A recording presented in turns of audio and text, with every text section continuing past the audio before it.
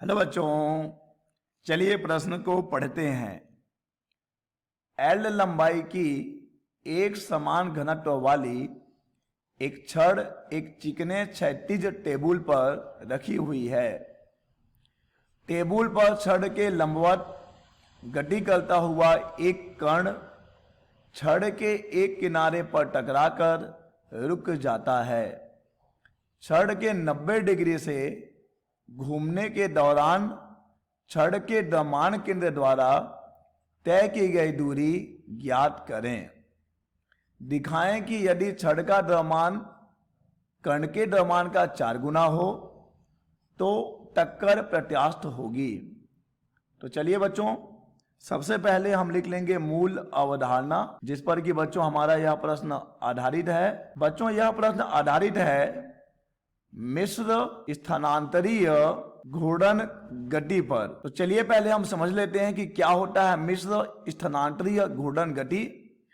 बच्चों एक ऐसी गति जिसमें पिंड का स्थानांतरण भी हो रहा हो, साथ ही पिंड घूर्णन गति भी कर रही हो। जैसे कि बच्चों हम मान लें कि अगर ये एक पिंड है और ये पिंड v वेग से आगे बढ़ रहा है, साथ में यह पिंड ओमेगा कोणीय वेग से घूर्णन गति भी कर रहा है, अर्थात एक ऐसी गति जहां पर पिंड का रेखीय वेग भी हो और साथ में उस पिंड का कुछ कोणीय वेग भी हो। बच्चों ऐसे गति को हम कहते हैं मिश्र स्थानांतरीय घूर्णन गति। तो चलिए बच्चों इस प्रश्न को हल करते हैं। प्रश्न में कहा गया है कि एक L लंबाई की छड़ है। तो चलिए हम बना लेते हैं L लंबाई की छड़। मान लीजिए कि ये है एक L लंबाई की छड़ और ये है इसका द्रव्यमान केंद्र। हम जानते हैं कि द्रव्यमान केंद्र उसके मध्य बिंदु पे होता है, यानी कि ये जो दूरी हो जाएगी ये L/2 हो जाएगी, पूरी लंबाई L है। अब बच्चों यहां से एक कण आ रहा है और कण आकर इस छड़ के किसी एक सिरे से टकराता है और टकराने के बाद रुक जाता है। ठीक है बच्चों, अब देखिए जब ये कण टकरा रहा है तो टकराने के बाद क्या होगा, इस छड़ में दो गतियां हो रही हैं। एक तो ये क्षण स्थानांतरित गति कर रहा है, साथ ही साथ यह घूर्णी गति भी कर रहा है बच्चों। ठीक है, यह ऐसे गति भी करेगा और हमें बताया गया है कि यह जो है लंबवत हो जा रहा है। ठीक है बच्चों, चलिए ये ऐसे हो जा रहा है, यानी कि अगर यहां पे हम बात करें कोणीय विस्थापन कितना है तो यह है π/2। तो हमें पता करना है कि जब ये वाली स्थिति बन जाती है, यानी जब हमारा छड़ क्षैतिज से ऊर्ध्वाधर हो जाता है, तो द्रव्यमान केंद्र द्वारा तय की गई दूरी हमें ज्ञात करनी है। चलिए बच्चों हमें बहुत सारी चीजें माननी पड़ेंगी, तो चलिए हम क्रमशः उन्हें लिखते जाएंगे। सबसे पहले हम ये मान लेते हैं कि माना कि कण का प्रारंभिक वेग, जो कण आके टकराने वाला है, मान लिया उसका प्रारंभिक वेग बच्चों कितना है, u1 है। हम इस कण के वेग की बात कर रहे हैं, उसका प्रारंभिक वेग u1 है। और मान लेते हैं कि इस कण का ही अंतिम वेग बच्चों कितना है, अंतिम वेग हम मान रहे हैं कि अंतिम वेग है v1, जो कि प्रश्न में दिया गया है 0 है, क्योंकि टकराने के बाद हमारा कण रुक जाता है।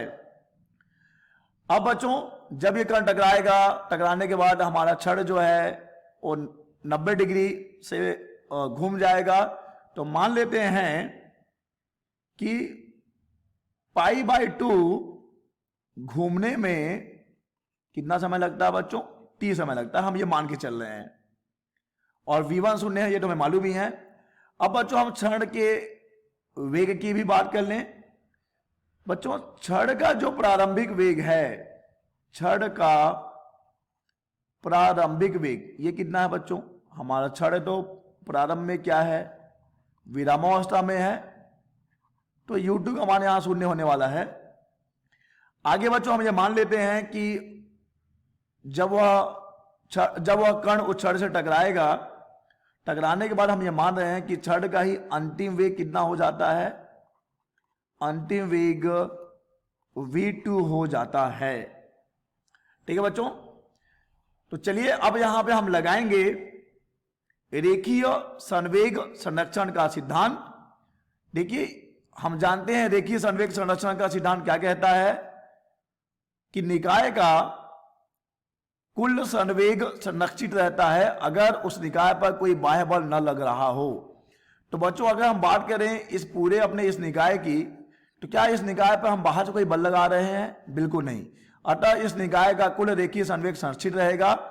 और इस निकाय में दो लोग हैं, एक है हमारा प्यारा सा कर्ण और एक है छड़। तो दोनों का संवेग क्या रहना चाहिए बच्चों? कुल संवेग संरक्षित रहना चाहिए। तो देखिए बच्चों यहां पर जो प्रारंभ में संवेग रहेगा तो कर्ण, अच्छा हमें ये मान लें, द्रव्यमान की बात तो हमने की नहीं, हम ये मान रहे हैं कि हमारे इस कर्ण का द्रव्यमान है स्मॉल m और छड़ का द्रव्यमान है कैपिटल M। चलिए बच्चों, तो प्रारंभिक द्रव्यमान और प्रारंभिक संवेग हो जाएगा, ये है कर्ण का प्रारंभिक संवेग, साथ में छड़ का प्रारंभिक संवेग कितना हो जाएगा बच्चों? u2 mu2, और ये बराबर होना चाहिए अंतिम संवेग के, तो ये हो जाएगा mv1, ये कर्ण का अंतिम संवेग है। साथ में हम बात करेंगे छड़ के अंतिम संवेग की। बच्चों देखिए यहां पर क्या क्या शून्य है। हमारा छड़ विरामावस्था में था तो उसका प्रारंभिक संवेग शून्य है, और टकराने के बाद हमारा कर्ण विरामावस्था में आ जा रहा है तो यहां पर उसका भी संवेग शून्य हो जाएगा। तो यहां से हमें v2 का मान मिल जाएगा बच्चों। v2 बराबर हमें मिल रहा है स्मॉल m बटे कैपिटल M, गुणा हो जाएगा यहां पे u1 का, और ये है बच्चों छड़ का वेग। ठीक है बच्चों, या हम कह सकते हैं कि ये छड़ के द्रव्यमान केंद्र का वेग है। चलिए बच्चों अब हम जरा और इसे बारीकी से समझें। बच्चों देखिए जब ये कण आके इसे टकराएगा तो कण में एक स्थानांतरण भी हो, क्षमा कीजिएगा, छड़ में एक स्थानांतरण भी हो रहा है, साथ में घूर्णन भी हो रहा है। ठीक है बच्चों, तो जहां पे घूर्णन होगा वहां पे हम कोणीय संवेग की बात भी करते हैं। तो बच्चों अगर हम बात करें कि छड़ का कोणीय संवेग कितना हो जाएगा, कोणीय संवेग, तो हम जानते हैं कोणीय संवेग बराबर होता है I इंटू ओमेगा, जहां पर ओमेगा है कोणीय वेग और I होता है बच्चों जड़त्व आघूर्ण, और छड़ के लिए जड़त्व आघूर्ण हो जाएगा ml का वर्ग बटे 12, ml का वर्ग बटे 12।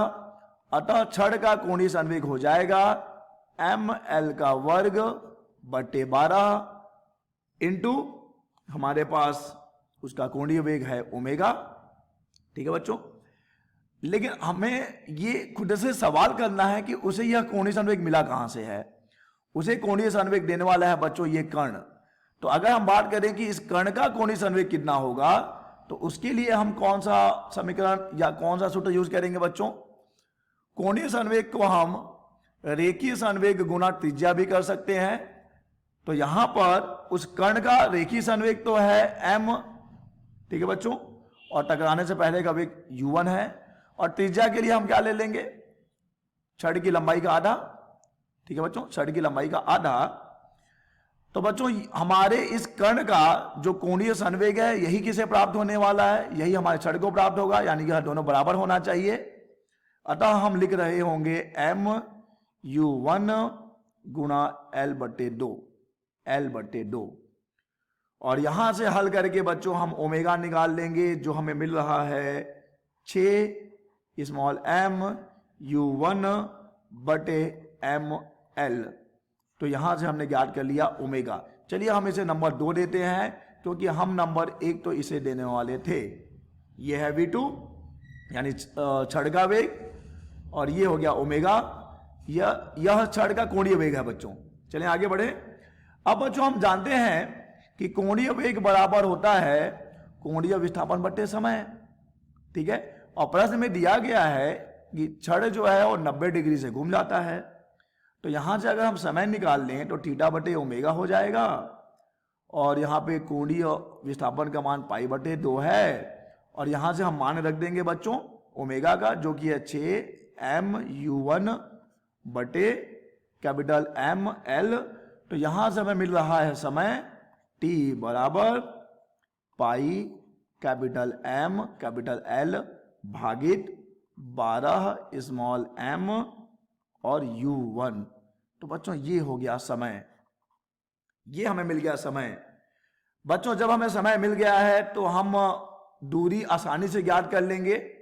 छड़ के द्रव्यमान केंद्र द्वारा तय की गई दूरी का सूत्र हम सबने मालूम है कि दूरी बराबर होती है चाल गुणा समय। ठीक है बच्चों, तो चलिए मान लेते हैं कि द्रव्यमान केंद्र द्वारा तय की गई दूरी s है, तो s बराबर हो जाएगी v2 छड़ का वेग गुणा समय। बच्चों v2 का मान कितना है? v2 का मान है m बटे कैपिटल M गुणा u1, और हमने अभी समय का मान निकाला है। देखिए ये है हमारे समय का मान, क्यों ना हम इसे समीकरण नंबर 3 दे दें। तो यहां से हमें मिल रहा होगा समय का मान, जो कि हम यहां रखेंगे pi capital M capital L भागित 12mu1। ठीक है बच्चों, तो यहां से u1 की कहानी खत्म, m और m की कहानी खत्म, स्मॉल m की कहानी भी खत्म। तो हमें मिल जाएगा s बराबर पाई l बटे 12। तो बच्चों ये है छड़ के द्रव्यमान केंद्र द्वारा तय की गई दूरी, हम इसे नाम दे रहे हैं समीकरण नंबर 4। अब चलिए बच्चों हम चलते हैं प्रश्न के अगले पड़ाव पर, अगले भाग में। प्रश्न में कहा गया है कि यदि छड़ का द्रव्यमान यानी कि कैपिटल M कण के द्रव्यमान का 4 गुना हो, यानी कि ये हो 4 गुना किसके? स्मॉल m के, तो टक्कर प्रत्यास्थ होगी। बच्चों हम जानते हैं कि टक्कर दो प्रकार का हो सकता है, एक प्रत्यास्थ और एक अप्रत्यास्थ। चाहे प्रत्यास्थ हो चाहे अप्रत्यास्थ हो, संवेग तो संरक्षित रहता ही है। तो हम संवेग संरक्षण से यह नहीं बता सकते कि वह प्रत्यास्थ है कि अप्रत्यास्थ है। बच्चों अगर यह प्रत्यास्थ है तो वहां पर गतिज ऊर्जा संरक्षित होनी चाहिए। ठीक है बच्चों, गतिज ऊर्जा क्या होनी चाहिए? संरक्षित होनी चाहिए। तो चलिए बच्चों, अगर हम ये सिद्ध कर देते हैं कि गतिज ऊर्जा यहां पर संरक्षित रहती है, तो हम यह बता पाएंगे कि यह कौन सा संघट है? यह प्रत्यास्थ संघट है। ठीक है बच्चों, तो यहां पर देखिए पहले हम बात करते हैं कण की गतिज ऊर्जा कितनी है। कण की जो प्रारंभिक गतिज ऊर्जा होगी बच्चों, कण की प्रारंभिक गतिज ऊर्जा, कण की प्रारंभिक गतिज ऊर्जा, कण की प्रारंभिक गतिज ऊर्जा, ये कितना मिलेगा बच्चों हमें? 1/2 द्रव्यमान m और उसका वेग है u1 का वर्ग हो जाएगा ये। और कण की अंतिम गतिज ऊर्जा कितनी होगी बच्चों? हमने देखा था कि हमारा कण जो है विरामावस्था में आ जाता है, अतः उसकी जो अंतिम गतिज ऊर्जा होगी बच्चों 0 होगी, हमें इसकी जरूरत पड़ेगी बच्चों। चलिए हम आगे बात करते हैं। अब हम निकालेंगे छड़ की गतिज ऊर्जा, जिसमें 2 गतिज ऊर्जाएं आएंगी बच्चों। ध्यान दीजिए यहां पर हमें 2 गतिज ऊर्जा लेनी पड़ेंगी। एक तो स्थानांतरित गतिज ऊर्जा क्योंकि यह विस्थापित भी हो रहा है, और एक घूर्णन गतिज ऊर्जा क्योंकि यह घूर्णन भी कर रहा है। ठीक है बच्चों, तो यहां पे हमने निकाल लिया है कण की प्रारंभिक गतिज ऊर्जा, और अब हम निकालने वाले हैं छड़ की गतिज ऊर्जा। ठीक है बच्चों, छड़ की गतिज ऊर्जा देखिए कितनी हो जाएगी? ये हो जाएगी 1/2, इसका द्रव्यमान है m और हमने उसका वेग निकाला है v1 का वर्ग। तो चलिए इसका मान भी रख दें, तो ये हो जाएगा बच्चों, ये गतिज ऊर्जा है, गतिज ऊर्जा है किसकी? छड़ की। और ये बच्चों स्थानांतरित गतिज ऊर्जा है, ध्यान दीजिएगा। तो 1/2 कैपिटल M, और v1 का मान बच्चों कितना था? v1 का मान है स्मॉल m कैपिटल M, और यहां पे u1 है और इसका पूरा वर्ग है बच्चों। तो ये रही हमारी छड़ की स्थानांतरित गतिज ऊर्जा, जिसे कि हल करने पे हमें मिल रहा होगा 1/2 u1 का वर्ग, और ये हो जाएगा m2 बटे कैपिटल M। ठीक है बच्चों, चलिए अब हम आगे चलें। बच्चों अगर हम बात करें कि ये तो स्थानांतरित गतिज ऊर्जा थी, ठीक है बच्चों, ये कौन सी गतिज ऊर्जा है? ये स्थानांतरीय है, स्थानांतरीय। चलिए बच्चों अब हम घूर्णी गतिज ऊर्जा ज्ञात कर लें। छड़ की घूर्णी गतिज ऊर्जा, छड़ की घूर्णी गतिज ऊर्जा कितनी हो जाएगी बच्चों? हम जानते हैं गतिज ऊर्जा, घूर्णी गतिज ऊर्जा आई ओमेगा स्क्वायर, 1/2 आई ओमेगा स्क्वायर। चलिए मान रख दें 1/2, आई का मान है ml का वर्ग, ठीक है बच्चों, भागित 12, और ओमेगा का मान हमने निकाल रखा है 6mu1/ml, और इसका बच्चों है वर्ग। तो हमें जो घूर्णी गतिज ऊर्जा मिल रही होगी छड़ की, ये हमें मिल रही होगी 3/2 m का वर्ग u1 का वर्ग भागित m। ये है छड़ की घूर्णी गतिज ऊर्जा, ठीक है बच्चों। अब अगर यह प्रत्यास्थ संघट्ट है तो कण की गतिज ऊर्जा और छड़ की गतिज ऊर्जा दोनों बराबर मिलनी चाहिए, अर्थात बच्चों हमें मिलनी चाहिए 1/2 m u1 का वर्ग।